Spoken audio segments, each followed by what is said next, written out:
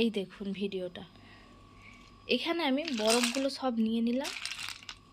এই দেখুন, তেঁতুল, লবণ, চিনি, টমেটো, শুকনো লঙ্কা দিয়ে আমি ভালো করে বরফটা মাখাচ্ছি।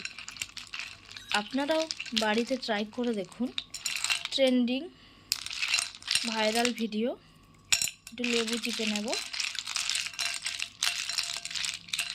যা টেস্টি হয় না। একবার আমি ট্রাই করেছি বাড়িতে। এই দেখুন কাঁচা লঙ্কাগুলো, এই খুবই টেস্টি, মজাদার একটা রেসিপি।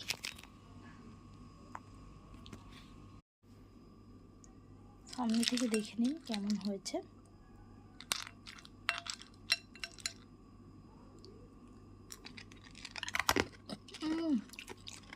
খেতে কিন্তু খুব দারুণ হয়েছে।